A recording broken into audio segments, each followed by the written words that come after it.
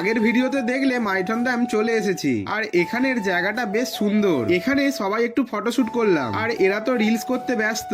এই যে ড্যামের কাছে চলে এসেছি, কত মোটা চেন আর নিচে কত পাথর পড়ে আছে। আর এই দিকে কিছু হরিণ দেখা যাচ্ছিল। আর এই দিকটা হচ্ছে ওয়েস্ট বেঙ্গল আর এই দিকটা হচ্ছে ঝাড়খণ্ড। ঝাড়খণ্ডের দিকেও অনেক দোকান আছে। এই দিকটায় অনেক বোটিং ঘাট আছে। এই যে সবাই মিলে ডিসাইড করছি বোটিং করব কিনা। তারপর বোটিং না করে ড্যামের নিচের দিকে পার্কে যাচ্ছিলাম। এই যে সবাই আসছে, পার্কের কাছে চলে এসেছি। আর এই যে দেখো ড্যামটা নিচে থেকে কেমন লাগছে। এটার হাইট অনেক বেশি, এখান থেকে ওপরের মানুষগুলোকে কত ছোট ছোট লাগছে। তারপর আবার ড্যামের ওপরের দিকে চলে এলাম। তারপর একটা অটো করে চলে এলাম হোটেলের কাছাকাছি। এই পাহাড়টায় উঠবো, ওপরে একটা মন্দির আছে। কিছুটা যাবার পর সবাই হাঁপিয়ে গেছি। 310টা সিঁড়ি অতিক্রম করে ফাইনালি মন্দিরে পৌঁছলাম। এখানে ভোলে বাবাকে দর্শন করে মন্দিরের পিছনের দিকে চলে গেলাম। এখান থেকে নিচে সব কত সুন্দর লাগছে। আর এরপর কি কি করলাম সেটা আসছে পরের ভিডিওতে।